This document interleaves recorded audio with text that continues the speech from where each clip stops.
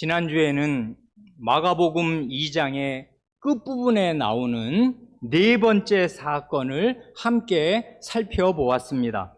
곧 안식일에 예수님의 제자들이 밀 이삭을 잘라먹은 일로 바리새인들의 비판을 받은 사건입니다. 그 비판이란 이건 안식일에 해서는 안 되는 추수의 노동을 한 것이다. 안식일에 타작과 탈곡을 하다니 하는 고소였습니다. 그때 예수님은 제자들의 행위를 변호하셨는데 그 변호의 근거가 무엇이었습니까?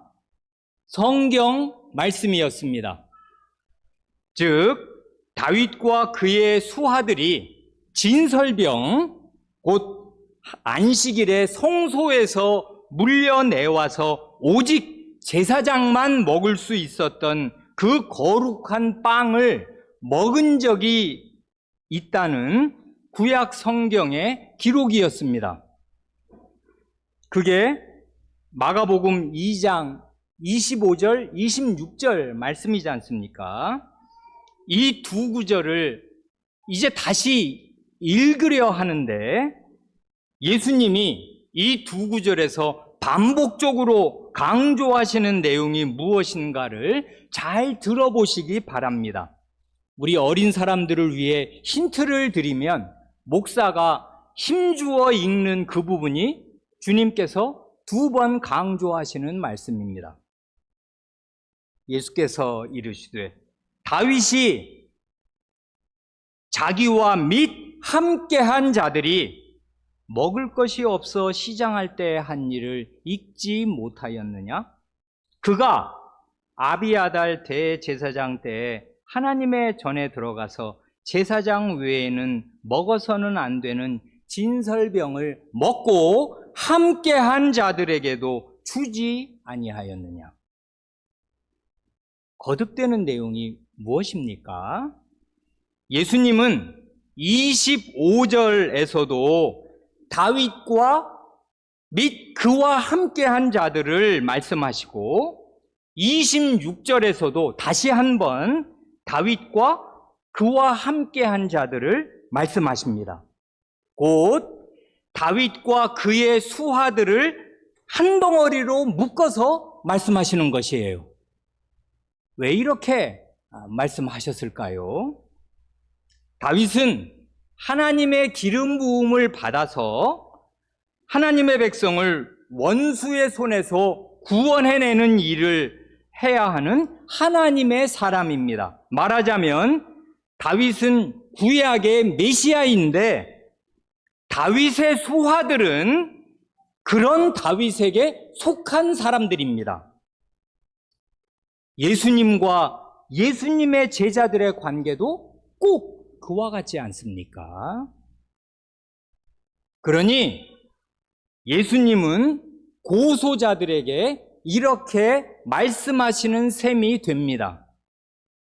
하나님의 사람인 다윗이 긴급하게 피신할 때 율법 규정을 벗어나서 자기도 진설병을 먹고 자기 수하에게도 준 것이 사실이다. 그러나 구약 성경은 그 행위를 정죄하지 않고 관대하게 용인해 준다. 하물며 내게 속한 내 제자들이 안식일에 밀을 잘라 먹은 일은 율법에 위배되는 행위도 아닌데 그게 왜 비난받을 일이겠느냐? 너희 바리새인 집단은 오래전부터 안식일에 해서는 안 되는 일들의 목록을 너희 임의로 정해놓고 그 종교적 전통을 철통같이 묵수하면서 너희가 정한 그 규정들을 지켜야만 안식일을 지키는 것이라고 백성을 가르친다. 그러나 하나님께서 안식일을 제정하신 목적 자체가 사람을 위해서 안식일을 제정하신 것이지 사람이 안식일을 위해서 있는 게 아니다. 그런데도 너희는 사람보다 너희가 임의로 정한 안식일 규정들을 더 위하고 사람 위에 그 규정들을 두니 이게 완전히 본말이 뒤바뀐 것이 아니고 무엇이냐. 그러니 너희는 너희의 그릇된 그 규정으로 안식일의 안식을 도리어 훼손하는 것이 아니냐.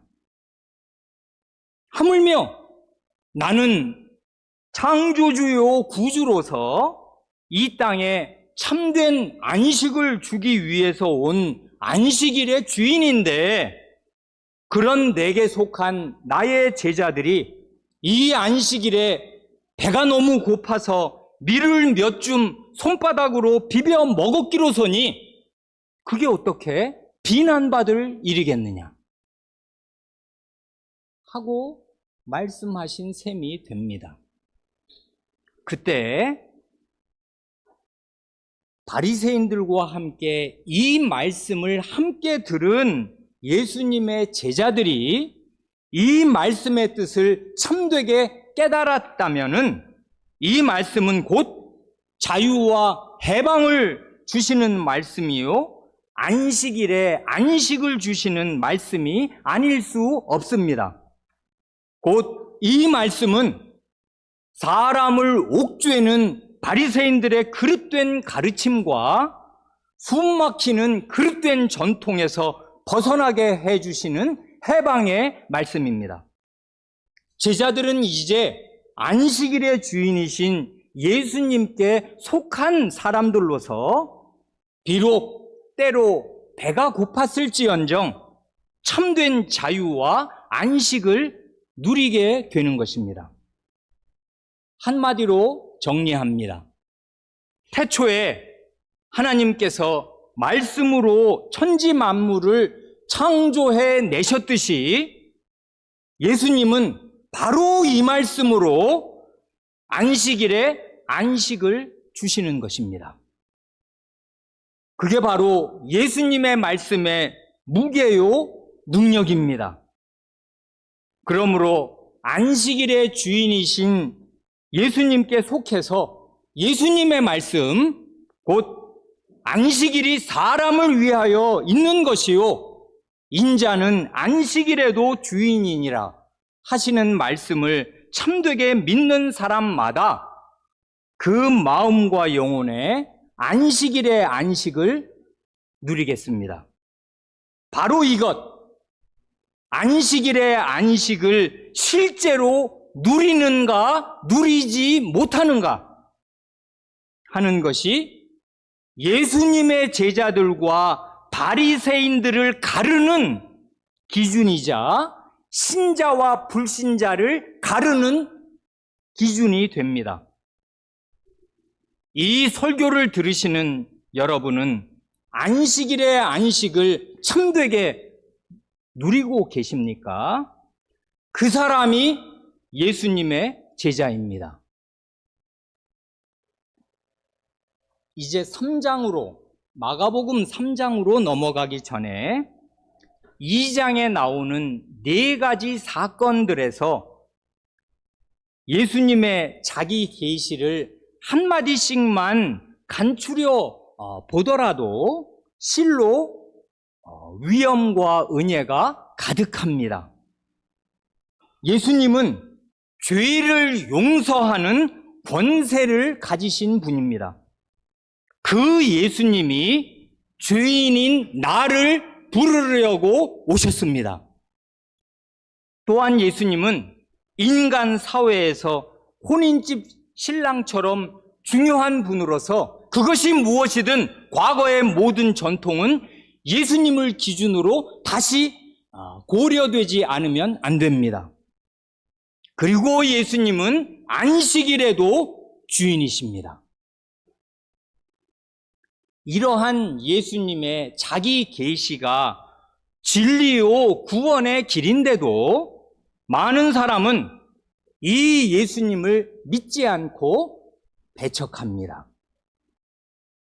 오늘 본문으로 읽은 마가복음 3장의 6절은 예수님과 반대자들의 그 대결이 어떤 폭발적인 임계점에 다다르는 모습을 보여줍니다. 마가복음 3장 1절, 예수께서 다시 회당에 들어가시니 한쪽 손 마른 사람이 거기 있는지라. 예수님이 이날 들어가신 이 회당이 가버나움 회당인지 아니면 다른 회당인지는 정확히 알 수 없습니다. 틀림없이 갈릴리 지역에 있는 어느 회당이었을 것입니다. 그런데 이날은 안식일이었습니다. 안식일이니까 우리 예수님도 회당 예배에 참석하신 것이겠습니다. 누가복음 6장의 병행구를 보면 예배 전에 자료를 다 나누어 드렸습니다. 누가 선생은 이날이 안식일이었다고 밝히고 예수님이 그 회당에서 가르치셨다고 말합니다. 그런데 그날 이 회당에 한쪽 손 마른 사람이 있었습니다. 한 손이 오그라들고 마비되어서 못 쓰게 된 것입니다. 누가 선생은 의사 출신이라 그런지 마비된 그 손이 오른손이었다고 밝혀줍니다. 신경이 마비되었기 때문인지 아니면 무슨 중증 혈액순환 장애로 인한 것이든 간에 한 손을 못 쓰는 이런 환자는 생활이 불편한 것은 두말할 나위도 없고 늘 팔이 몹시 저리고 쑤시는 그 고통으로 그 통증으로 날마다 고통을 받기 마련이겠습니다. 2절은 이렇습니다. 사람들이 예수를 고발하려 하여 안식일에 그 사람을 고치시는가 주시하고 있거늘. 이 사람들이 누구인가를 마태와 마가는 밝히지 않습니다마는 누가는 서기관과 바리새인들이었다고 말합니다. 이들이 주동자였습니다. 그렇지만 그냥 마태와 마가처럼 일반 사람들이라고 하여도 아무 상관이 없겠습니다. 왜냐하면 마가복음 2장 18절 이하에 나오는 그 사람들처럼 바리새인의 가르침이 옳다고 여기면서 그것을 기준으로 예수님을 비난하고 비판하는 사람들도 꽤 있었기 때문입니다. 그런데 안식일에 이 환자를 고쳐주는 게 왜 문제가 되는가 하면 아주 오래전부터 아마 수백 년 전부터 바리새인들 집단이 정해놓은 규정이 있었기 때문입니다. 그 규정에 따르면 안식일에는 사람의 목숨이 왔다 갔다 하는 아주 긴급한 상황이나 임신부의 출산 같은 지극히 예외적인 경우가 아니라면은 병을 치료하는 행위를 해서는 안 됩니다. 그런 치료 행위는 안식일을 위배하는 일이요 노동이다 그것입니다. 그런데 정확히 말하자면 이 환자의 경우를 보면 한 손을 못 써서 불편하고 아픈 것뿐이지 그게 생명이 위급한 위태로운 상황은 아니니까요. 안식일에는 이런 사람을 치료하는 행위를 해서는 안 된다 하는 것입니다. 그게 안식일을 기억하여 거룩히 지키라 하시는 제4계명에 대한 이 바리새인 집단의 해석이요 적용입니다.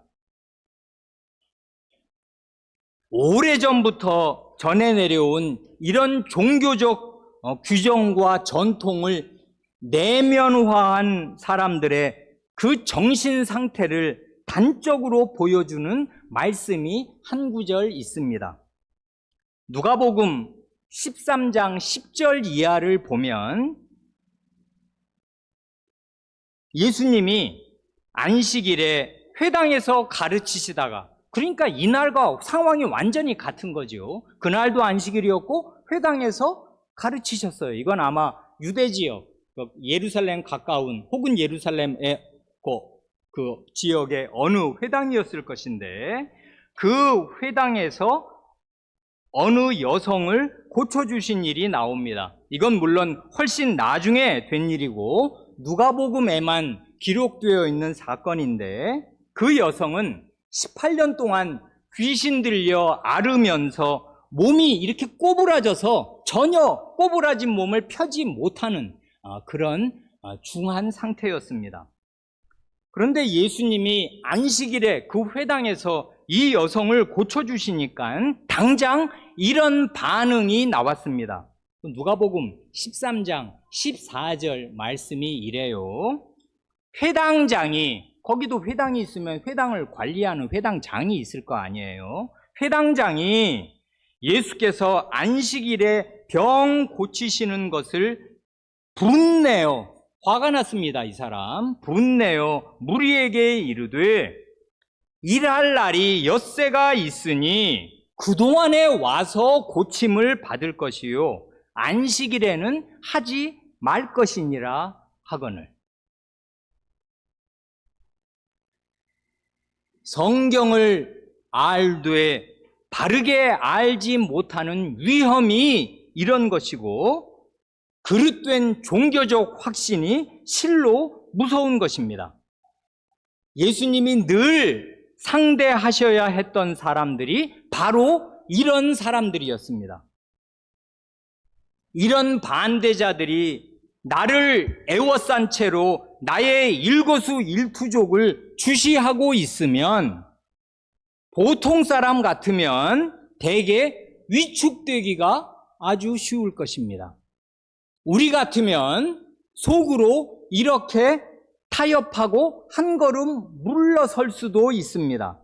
곧, 아니, 사람들과 사사건건 부딪혀봐야 좋을 게 하나 없다. 그건 지혜가 아니다. 저 사람들이 생각하는 대로 이 환자가 그냥 지금 이대로 하루를 더 지낸다고 해서 무슨 큰일이 생기는 것도 아니지 않은가. 그러니 공연히 마찰을 일으킬 것이 없이 오늘 안식일에는 그냥 돌려보내고 내일 어디에서 만나자고 해서 내일 고쳐주면 아무 문제도 없는 것 아닌가. 불필요한 다툼이나 공연히 미움 살 일은 피하는 게 상책이다. 그게 덕을 세우는 게 아니겠느냐 하고 생각할 수가 있습니다. 그러나 예수님은 이런 식으로 뒤로 물러서지 않으셨고, 참된 사랑으로 옳은 일, 선한 일을 행하실 때 마음이 위축되지 않으셨습니다. 예수님은 반대자들이 고발할 증거를 찾으려고 자신을 주시하고 있다는 사실을 환히 아시면서도 주저없이 행동하셨습니다. 예수님이 어떻게 하셨습니까? 3, 4절 말씀이 그거지 않습니까? 예수께서 손 마른 사람에게 이르시되 한가운데에 일어서라 하시고, 그들에게 이르시되 안식일에 선을 행하는 것과 악을 행하는 것, 생명을 구하는 것과 죽이는 것, 어느 것이 옳으냐 하시니 그들이 잠잠하거늘.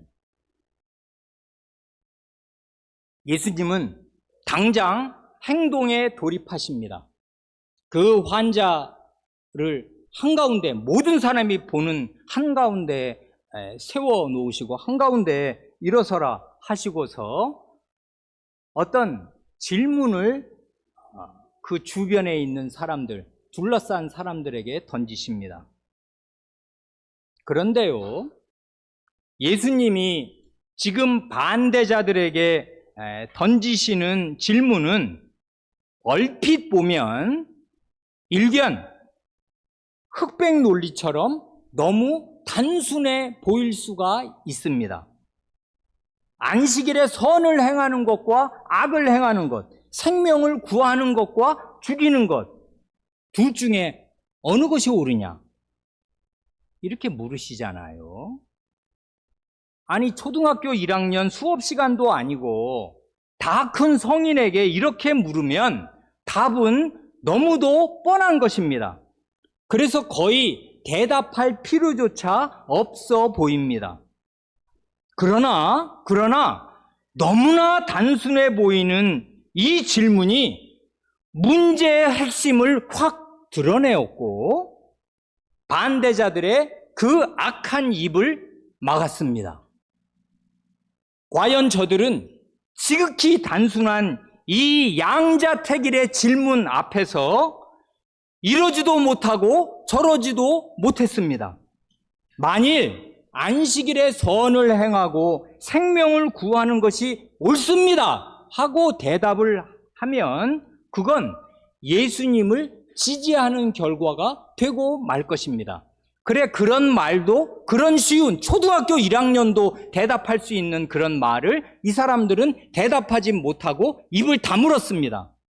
반대로 그렇다고 안식일에 악을 행하고 생명을 죽이는 것이 옳다 하고 대답할 수도 없는 노릇이었습니다. 그런 건 정신 나간 일이고 거기 있는 일반 백성의 마음을 전혀 얻을 수가 없는 멍청한 대답이지 않습니까? 그러니 그들은 잠잠했고 묵묵부답이었습니다. 그런데 또 달리 본다면 예수님의 이 질문은 여러분 한번 생각해 보세요. 이 구절 여러 번 읽으셨죠? 지금 예수님의 이 질문이 이 상황에 꼭 맞는 질문이에요. 예수님의 질문은 이 상황과 꼭 맞지는 않고 지나치게 과장된 것으로 보일 수가 있습니다.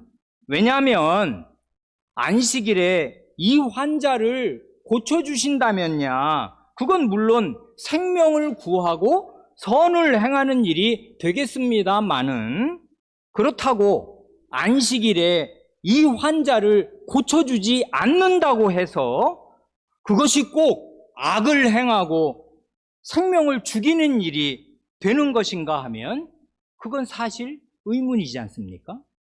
그러니 예수님의 질문은 너무 단순하고 그리고 사실은 좀 과장된 게 아닌가? 이게 여기 상황에 맞나? 이게 지금 제대로 된 질문이야? 하고 의문이 들 수가 있단 말입니다. 그러면 예수님이 지금 이 상황에 맞지 않는 억지 논리를 펴는 것이겠습니까? 필요 이상으로 과장된 질문을 던진 것이겠습니까?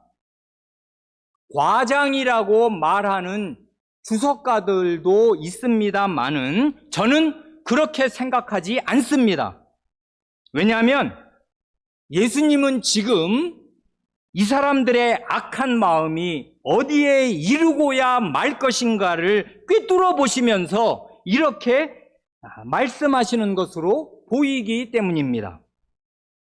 개인적으로 저는 예수님이 저들에게 던지신 질문, 안식일에 선을 행하는 것과 악을 행하는 것, 생명을 구하는 것과 죽이는 것, 어느 것이 옳으냐 하신 이 질문이 가만히 생각하면 그 옛날 가인이 악한 마음으로 동생 아벨을 살해하기 전에 시기심으로 그 마음이 부글부글 끓을 때에 하나님께서 가인에게 던지신 질문과 성격이 거의 같다고 생각합니다.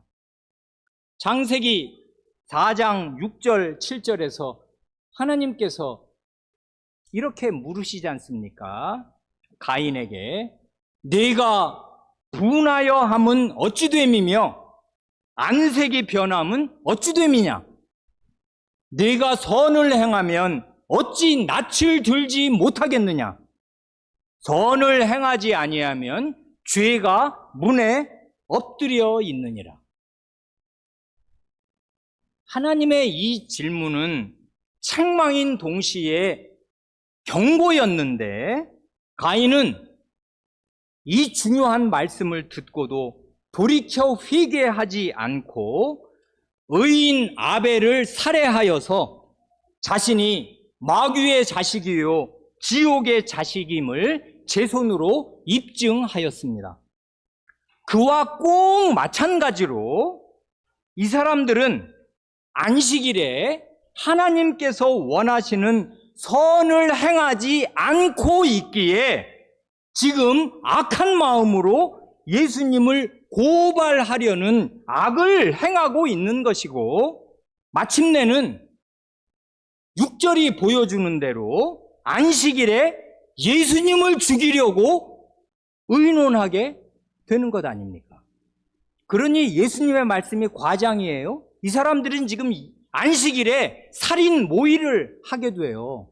그러니 예수님의 말씀을 귀담아 들으면 이게 섬찟한 말씀이고 저게 뭐 여기 상황에 맞나 하는 거지만 그 사람들의 속을 꿰뚫어 보시면서 지금 하시는 중대한 경고의 말씀이 된단 말입니다.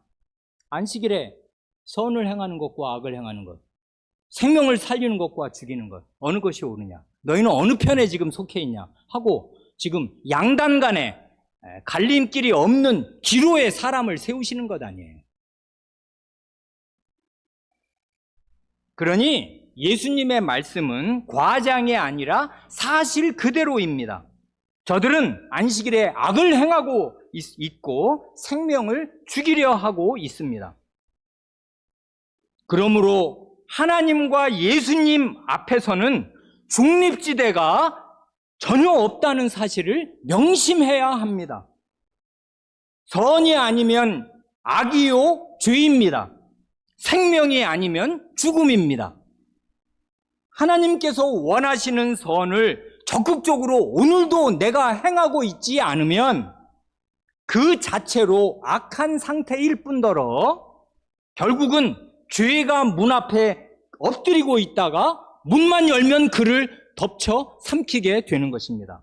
그게 가인이 갔던 길입니다.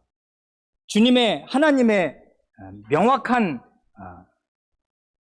경고의 말씀을 듣고도 끝내 그 강팍한 마음으로 회개하지 않았던 가인이 갔던 길이고, 똑같은 길을 그 가인의 자식들, 마귀의 자식들인 바리새인들이 지금 걷고 있는 것입니다.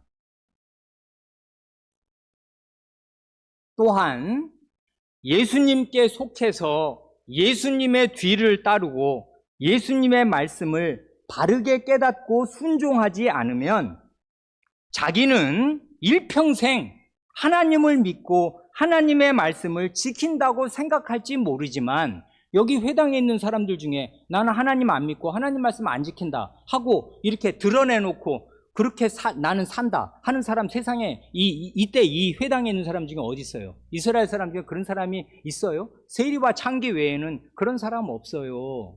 그러니까 다들 하나님을 믿고 하나님의 말씀을 지킨다고 생각해요. 하나님의 백성이라는 그 명색이 있으면. 그러나 하나님의 말씀을 지키고 하나님을 믿는다면 자기 눈앞에 있는 이 예수님께 속해서 예수님의 뒤를 따르고 예수님의 말씀을 바르게 깨닫고 순종하고 있어야 하는 것이지, 그렇게 하지 않으면 자기가 하나님의 말씀을 믿고 하나님을 믿고 있다고 생각하는 게 헛수고이고 헛일이고 결국은 마귀의 손발노릇을 하게 될 뿐입니다. 그게 바로 바리새인들이 갔던 길이 아니에요. 3장 5절 말씀은 이렇습니다. 그들의 마음이 완악함을 탄식하사 노하심으로 그들을 둘러보시고 그 사람에게 이르시되 내 손을 내밀라 하시니 내밀매 그 손이 회복되었더라.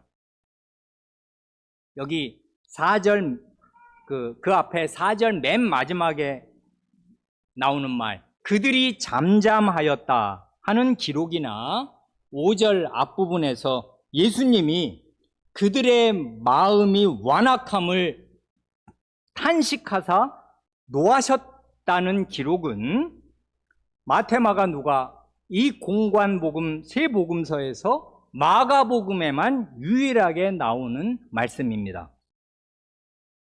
그러니 더욱 유념해서, 우리는 지금 마가복음을 읽는 중이니까 더 유념해서 볼 말씀이 되기도 하겠습니다. 마음이 완악하다 할 때 그 완악하다는 말은 원래의 뜻이 돌처럼 단단하게 굳어져 있다는 말입니다. 하나님의 진리에 대해서 둔하고 눈멀어 있는 것, 그러면서도 자기의 그 어둡고 편협한 생각을 고집하면서 사나운 것, 완고한 것을 가리킵니다. 이런 사람들의 아주 전형적인 특징이 있는데, 그건 다른 사람들의 고통과 슬픔에 둔감한 것입니다. 자기는 올바로 판단하고 있고 올바른 길을 걷고 있다고 확신하는데, 그건 하나님의 진리가 아니라 인간의 이념일 뿐입니다. 이념에 사로잡힌 인간들이 실로 무서워요.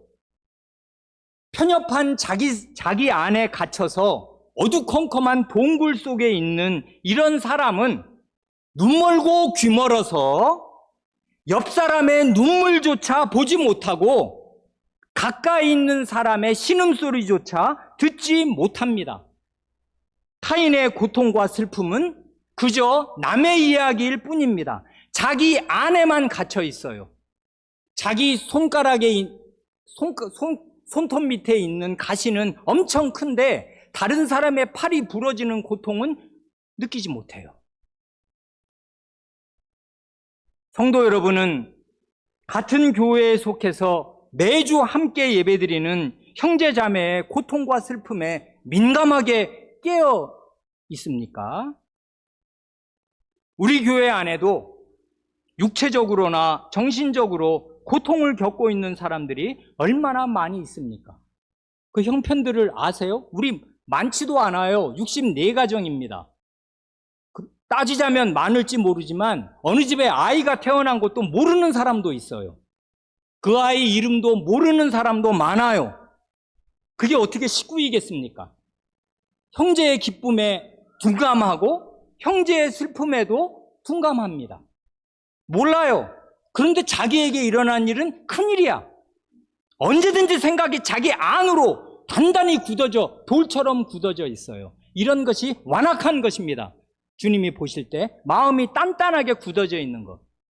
진리는 사랑이에요.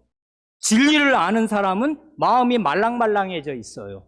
그래, 부드럽고 다른 사람의 고통과 슬픔에 민감하게 반응한단 말입니다. 그게 형제거든요. 가장 가까이 있는 사람이거든요.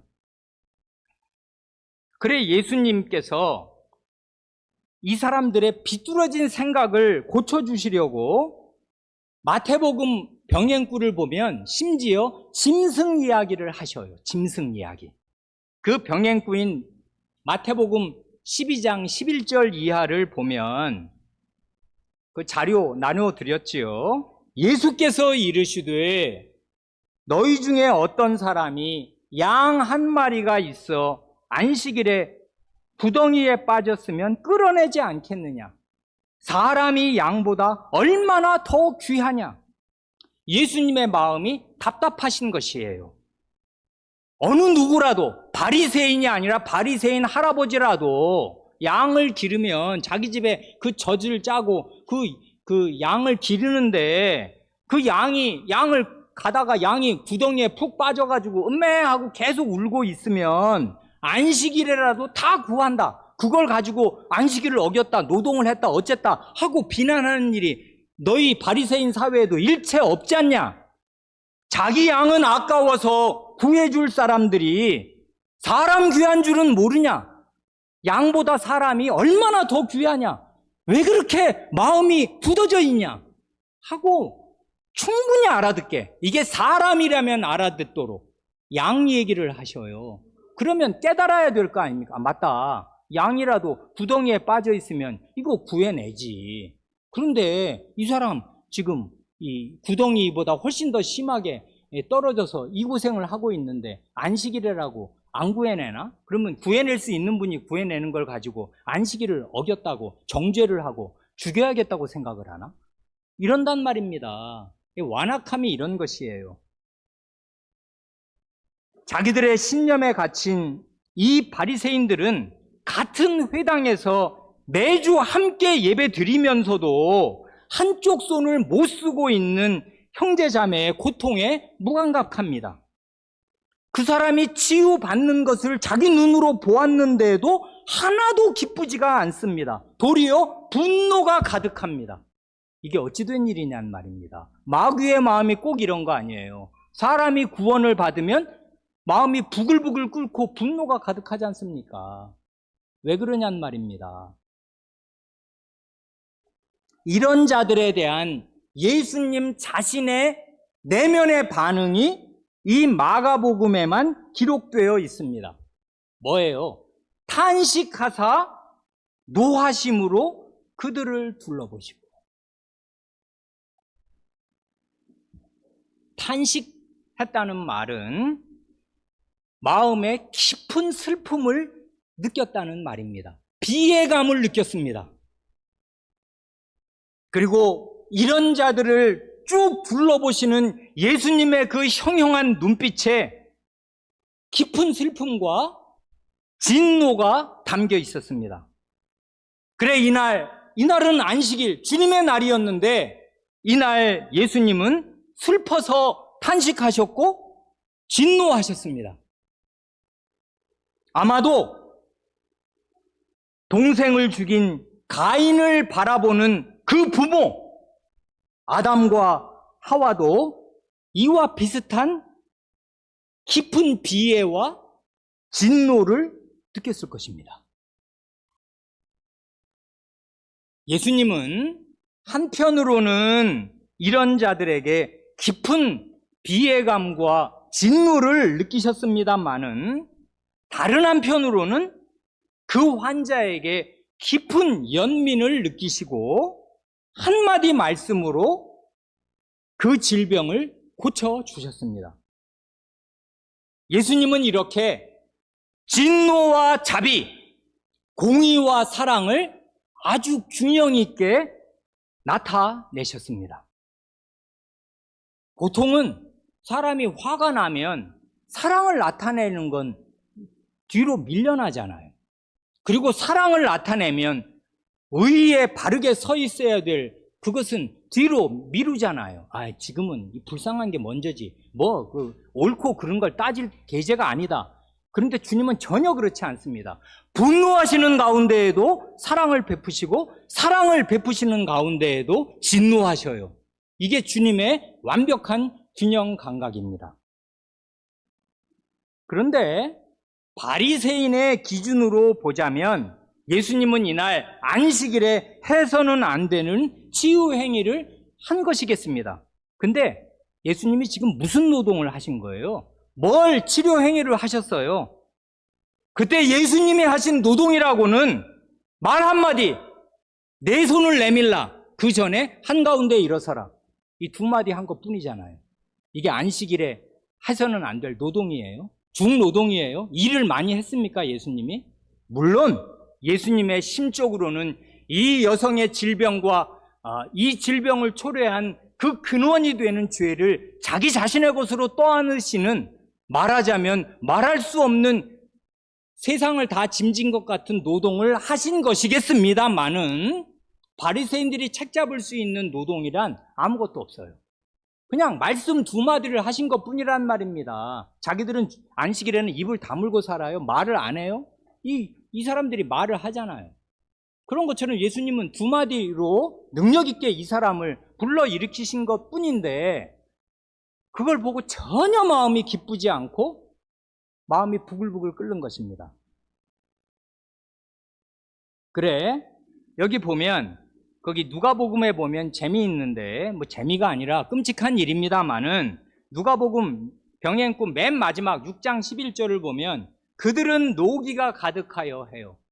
그러니까 이날에 이 회당에 있는 모든 사람은 다 분노했는가 봅니다. 예수님도 분노하시고 회당에 있는 사람들 중에 삐딱한 마음을 가진 사람들도 노기가 가득했어요. 다 분노한, 화가 펄펄 치솟는 날이었습니다. 그래, 마지막 6절은 이렇습니다. 바리새인들이 나가서 곧 헤롯 땅과 함께 어떻게 하여 예수를 죽일까 의논하니라. 실로 무섭고 비극적인 끔찍한 결과에 이르렀습니다. 이게 지금 예수님의 사역 초기인데 벌써 저자는 살려둘 자가 아니다 하고 예수님을 살해할 모의가 시작된 것입니다. 이렇게 해서 이 분노 가운데 원래는 상극인 두 집단이 이 일에서만큼은 기이하게 한패가 되었습니다. 곧 바리새인은 히브리 민족주의자들이고 이 헤롯 땅은 갈릴리의 분봉왕 헤롯 안디바스를 떠받들면서 정치 권력을 누리는 친로마파 매국노들인데 이 둘이 하나로 뭉쳤습니다. 헤롯 땅과 합했다는 이 정보도 마가 선생만 주지 않습니까? 말하자면 종교 권력과 정치 권력이 합세해서 예수님을 죽이려고 하는 것입니다. 바리새인들이 보기에 이 예수라는 자는 우리 히브리 민족의 오랜 종교적 전통, 그 고귀한 전통을 깡그리 무시하고 안식일도 지키지 않는 이단아인데 이 자가 자꾸 기적을 행해서 민중의 추앙을 받으니 위험한 자이고 제거해야 할 자였습니다. 헤롯 땅이 보기에 이 예수라는 자는 어디서 천한 데서 목수일을 하다가 어느 날 나타나서는 민중을 휘젓고 다니면서 민중의 구심점이 되어 자칫하면 이 예수를 중심으로 뭉친 갈릴리 사람들이 로마의 반기를 들 우려가 있는 그 불온한 핵심 주동자였습니다. 실제로 갈릴리 지역에서는 반란이 많이 일어났고 이스라엘 사람 전체가 로마 사람이 보기에는 불온한 사람들이었어요. 이게 대가 세고 잘 순순히 굴복을 안 하면서 반란을 자주 일으키는 그런 민족이었단 말입니다. 그래서 여기에는 문민 총독을 파견할 수가 없고 빌라도 같은 군인 총독을 파견했던 것이에요. 왜냐하면 찍어 누르라고, 반란이 일어나면 그 강력한 로마의 정병들로 진압해버리라고 군인 총독을 파견한 지역이었습니다. 그런 로마에 빌붙어서 이 에돔 출신 헤롯 일가가 여기저기를 분할해서 왕 노릇을 하고 있는데 이 사람들은 기본적으로 로마 황제에게 충성을 다하는 사람들입니다. 그런데 이제 갈릴리 사람들이 이 예수라는 자를 중심으로 이제 봉기를 일으키면 자기네 권력 기반이 무너지거나 문책을 당해서 헤로드 왕이 왕위에서 물러나게 되면, 쫓겨나게 되면 자기들도 끈떨어진 연이 되는 거란 말입니다. 그러니 이 예수라는 자는 위험한 자이고 제거해야 할 자입니다. 두 집단의 이해관계, 본래는 상극이어서 이건 독립군하고 친일파하고 한패가 된 거랑 똑같은 이상한 일이에요. 그럴 수가 없는데 예수를 반대하는 면에서는 바리새인과 헤롯 땅이 이날 한패가 되었습니다. 헤롯 땅은 그전부터 뭔가가 지금 분위기가 요즘에 심상치 않다 하고 예수를 주시하고 있었는데 바리새인들이 이날 이 회당에서 예수님의 말씀과 하신 일을 듣고는 더 이상은 그대로 둘 수가 없다 해서 헤롯 땅과 작당을 하게 된 것입니다. 이것이 마가복음 2장 1절부터 3장 6절까지 내리 5차례 기록된 5사건의 마지막 귀결입니다. 실로 끔찍하지 않습니까? 구원자로 오신 예수님을 살해해야겠다. 저자는 이 세상에 있을 자가 아니다. 말했는데 그 말은 어느 정도 사실일 것입니다. 이 예수님은 이 죄악된 이 세상이 용납할 수 없는 분입니다. 자기 식대로 살고 나의 세상을 구축하는 데는 가장 방해가 되는 분임에 사실 틀림이 없어요. 어찌 보면 이 사람들은 판단을 잘한 것이에요. 이 세상은 죄악된 세상이고 내 세상입니다. 내 뜻대로 살아야 돼요. 그게 그릇된 종교적 이념이든 정치 권력이든 간에 내가 원하는 대로 살아야 하는데 이분이 오면 문제가 생기는 것입니다. 문제가 생겨요. 부대를 터뜨린단 말입니다. 그래서 아주 그릇된 동기였지만 두 집단이 하나가 되어서 예수님을 살해하려 한 것이에요. 이것이 이 세상의 정체입니다. 여러분 어디에 속하신 것 같습니까? 예수님의 제자입니까? 그러면 예수님의 뜻을 오늘 행하고 안식일의 주인이신 분에게 속해서 매주일 예수님이 주시는 안식을 누리는가를 보시면 알아요. 이건 길게 생각할 것도 없어요. 자기의 생활과 자기의 마음의 영혼 중심을 살피면 단박에 아는 것입니다. 말로만 교인인가? 형식만 갖추고 있는가? 그건 바리새인의 길로 가는 것입니다. 이 사람들이 교인이 아니었으며 성경을 안 읽었으며 성경을 모릅니까? 소용이 없는 것이에요. 예수님은 살아계신 분이고 지금 살아서 말씀하시니 이 예수님을 좇는 길 이외에 이 세상에 중립지대는 없는 것입니다. 없어요. 맨 처음에는 그냥 어영부영 같이 갈 줄 알았는데 예수님이 점점 자기 계시를 확실히 밝히시는 순간에 이 세상은 불편해지고 이 예수님과는 동거할 수가 없게 되는 것이에요. 네가 죽든 내가 죽든 둘 중에 하나다. 2판 4판입니다. 이렇게 되는 것입니다. 정말 예수님은 그렇게 해서 살해되셨습니다. 그러니 우리가 사는 이 세상의 정체, 이 세상의 속성이 무엇인지를 아시고 내가 원래 이 세상에 속한 사람이었다는 사실을 아시고 예수님의 제자로 사는 길 외에 이 악한 세상에서 구원을 받아 안식, 영원한 안식으로 나아가는 길은 없다 하는 사실을 아시고 자기 입장을 확실히 정하시기 바랍니다. 기도하시겠습니다.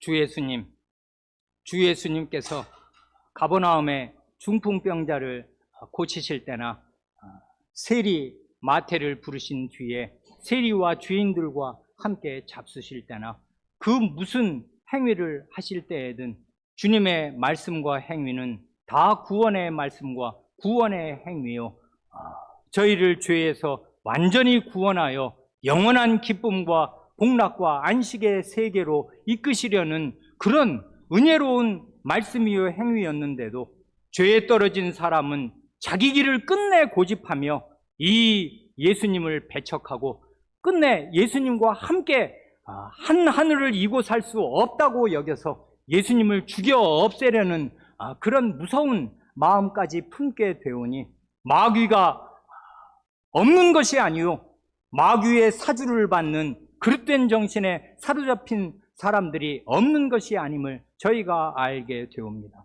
실은 저희도 저희의 아비 마귀에게서 나서 마귀의 생각을 좇으며 마귀가 지배하는 이 세상 풍속을 따랐던 사람들이 아니옵니까? 그런 많은 잔재들이 여전히 저희에게 남아서 하나님을 믿는다 하면서도 얼마나 많은 죄악을 행하며 얼마나 많은 불결 가운데 있는지 알 수가 없습니다. 그러니 주님, 저희를 불쌍히 여기시고 저희의 그릇된 마음을 씻으시되 주님의 이 능력 있는 말씀, 거룩하게 하시는 말씀으로 저희의 마음과 영혼을 씻으시고 쇄신시켜 주셔서 예수 그리스도의 참된 제자로 살게 하시고 이 악한 세상에서 의와 사랑을 균형 있게 나타내고 사는 사람들로 매일 생활을 할 수 있게 하여 주시기를 구합니다.